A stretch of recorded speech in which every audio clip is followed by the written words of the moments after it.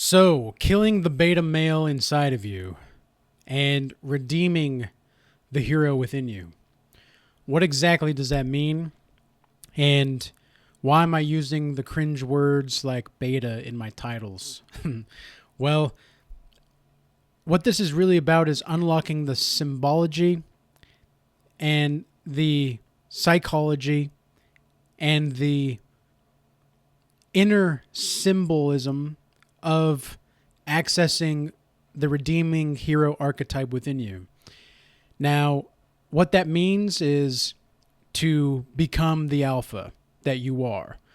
Now, I believe genuinely that every man has the capacity to be an alpha.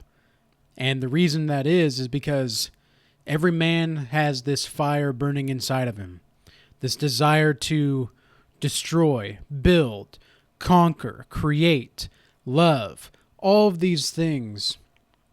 And when a man can be his very best version of himself, he is unstoppable. So I'm going to illustrate this topic with a story within the book He, which is by Robert Johnson, who was a student of Jung, and or at least a successor of Jung. And he highlights in this book the psychology and the significance of the story of Parsifal. Now, Parsifal is a humble man who actually starts out as a nobody. He is a complete nobody. Nobody actually even knows his name by the time you're introduced to him in the story, but he wants to create a name for himself. Now, what is the significance of that? And what is he trying to do in creating the name for himself? Well, he wants to find the Holy Grail. And so this is a mythology from 1,000 years ago, roughly. And it's a story about this Parsifal and how he goes through all of these series of obstacles and trauma to get to where he needs to be to become the man he needs to be and to get to the Grail. So it's often the case that the redeeming hero in any kind of story, the hero often has a father figure that is not around or is raised in humble and lonely circumstances. And in this case, he had no brothers or sisters. His mom died when he began his journey to the Grail, and his dad wasn't really around either, but he still had this naivete about him, and he was still very elusive in his comings and goings in the world. And so he had to really learn all of these things along his journey. And I'll just get into the actual storyline and why this is significant in killing the beta male. Because what we're doing when we're killing the beta male inside of us, it's a symbolic, psychological killing of the beta male. And sometimes you have to do that by letting the internal image of the father and the mother either be restored or let it die. And so in my case, in my spiritual journey, I had to let my mother and father figure within my mind be restored. Because in the Bible it says that we are to honor our mother and father. Well, I grew up in a very traumatic household where there was really neither God nor emotional understanding. And so I had a lot of built up resentment through time that I didn't even know I had until I started my spiritual journey 4.5, 5 years ago. And since then, I've forgiven them, not because of what they're doing, but for myself. Because I know that if I don't forgive them, I'm not going to be able to heal, right? So in that forgiveness, I found certain obstacles that reflected externally in my life that I needed to surpass. So like Parsifal, he begins his journey, and there's this feminine part of him that's like lurking within him, that he almost feels incapable of laughter, joy, or happiness. And yet, when he does these things, it's like overly feminine, like effeminate. So he has to learn how to constellate the energy within him to restore it to its proper function. And so this is really a story about regaining and, I guess you could say, restoring his masculinity.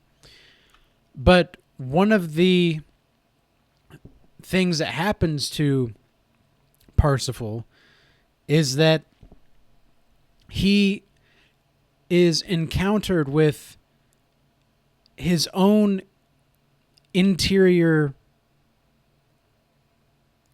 femininity in interacting with damsels.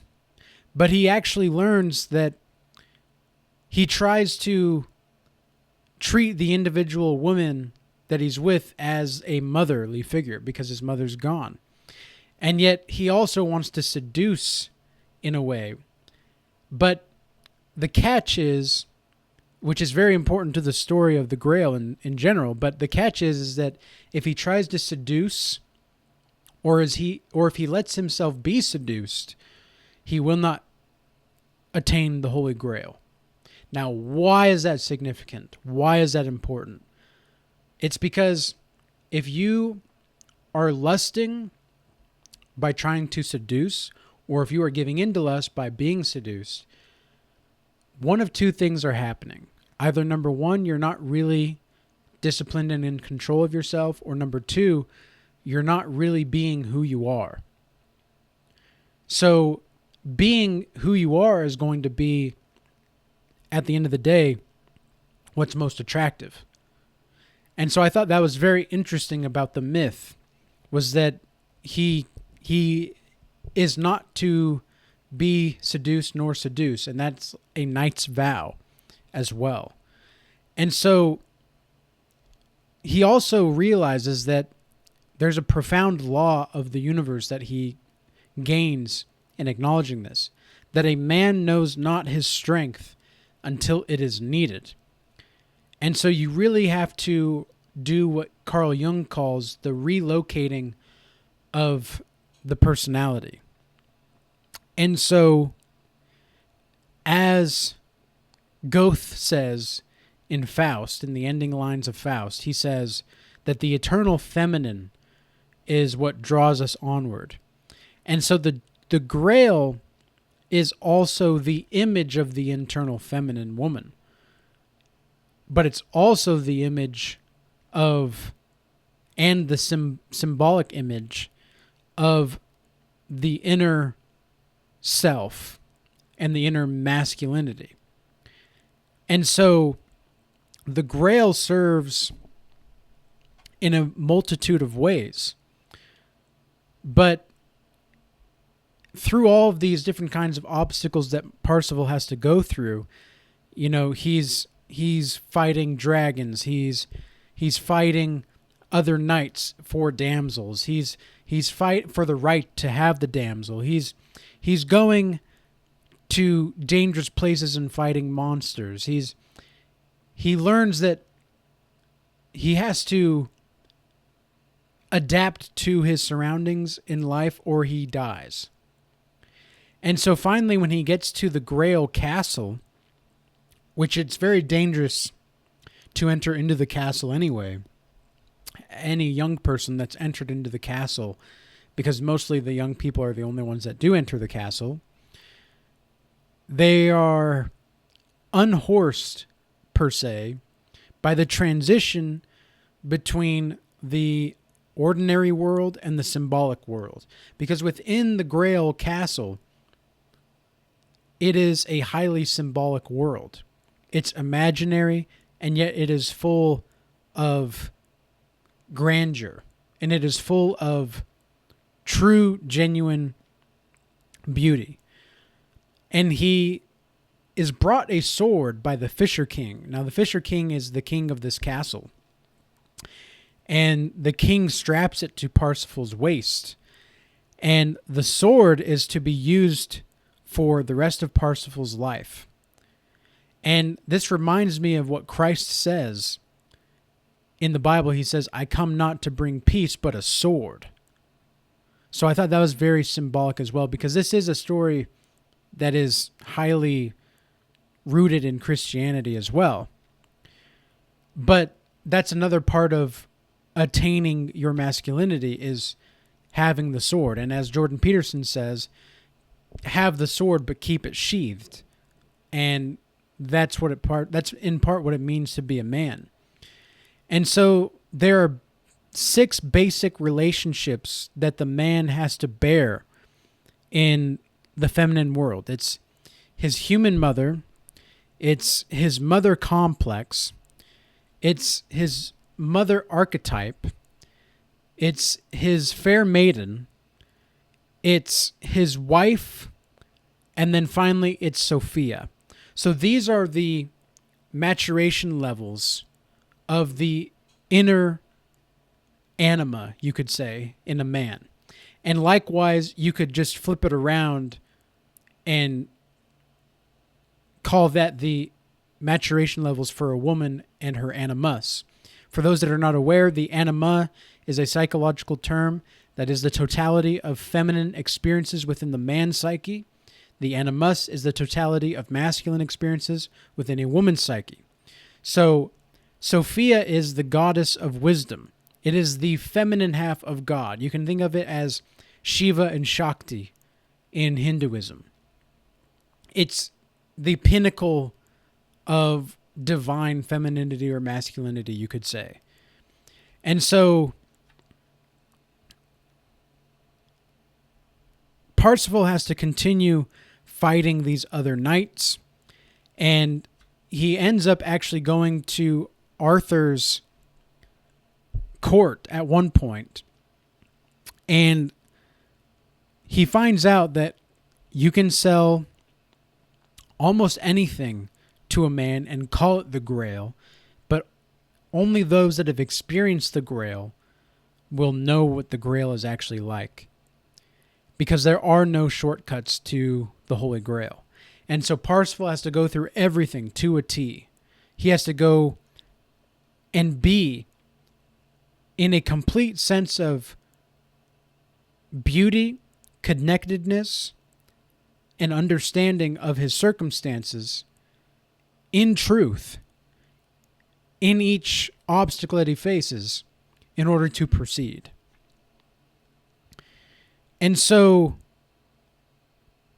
he goes on and he ends up talking to certain kinds of damsels. And there was one damsel that actually tells him that the sword that he has can only help him be healed by the wound that it caused. Now, what exactly does that mean? Well, we start where we end and we end where we start. So whatever got you to that beta male position that you're in, whatever wound that you have, you're going to have to search at it, and you're going to have to dig at it. And you're going to have to really acknowledge what you're doing wrong and take accountability for it. Else, you will succumb to the spirit of failure indefinitely. And you will not experience the Holy Grail, per se.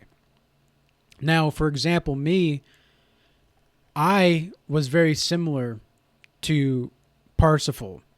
I would, because of my relationship with my parents, I would try to make people around me that were older than me, as far as males, my fatherly figures, which was not like healthy, because it's okay to respect and have admiration or something like that for a man, but it's not okay to idolize. And that's what I was trying to do with some of the men around me, was to idolize them, which I didn't even know I was doing at the time when I was in my early 20s and late teens. And then with my romantic partners, for women, I would try to make them the mother for me. Now, I've also noticed in the past where it was, the reason for that, it was just because I was trying to get that feminine energy. But you can do that without having any kind of romantic relationship to them or being friends with them. You can just be around them and treat them with respect. Just treat them as a human being, which they are. And you'll get that feminine energy in return. But the hideous damsel that he meets is the carrier of doubt. And she doesn't really come across as a hideous damsel at first. She's very beautiful, but she's hideous on the inside. And so, to me, this represents some kind of narcissistic woman. And anybody that is a beta has, and that is not an alpha, that is, again, I don't like to use kind of like these cringe terms, but we can call it, for the sake of maturation purposes, anybody that isn't developed or that is stuck in a relationship with a woman that they know is wrong for them, which is the beta. And then the alpha is the one that is actually capable of attracting the kind of women that he wants and keeping them. The beta is not always aware that this woman is wrong for him, even though he knows in his gut that it's wrong to be with this masculine woman, because it's just, this woman lives to please herself and disguise the work of a damsel to be actually a dark element that is sucking his life force away. And so Parsifal recognizes this. He recognizes this carrier of doubt, but he recognizes also that he has to honor the hideous damsel. Now, why is that important? Well, you can just tell them to kick rocks with no socks, right? Or you could, instead of hate, give yourself love for the situation, because love is more powerful than hatred. And so that's exactly what he does. And his chastity is what saves him, because he's neither seduced nor can be seduced by these kinds of women. So finally, in the end of the story, I'm reminded of the story of Christ, where he tells his mom at the age of 12 that in the Bible it says, "Wist ye not know that I must be about my Father's business?" Because he's at the temple and he's preaching, and his mom comes to him asking where he's at. Well, he's actually the spiritual authority in that relationship at the time. And so there's a fine balance, because what Parsifal does is he ends up balancing and honoring the feminine qualities, but he also still slays the dragons. He's still fighting other knights. He's still maintaining his practice. He's still disciplined, but he's also giving a reverence to women.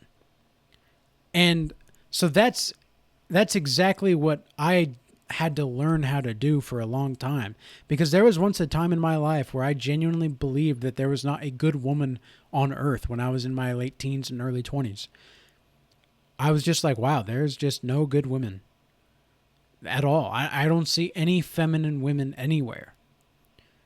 Yeah, they're hot or they're attractive, but I don't see what I was told that I was going to have anywhere.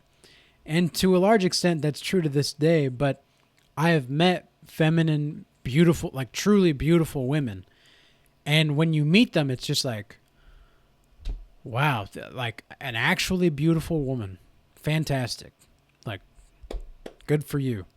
And then you move on with your day. Like, it's not like you are lusting after her.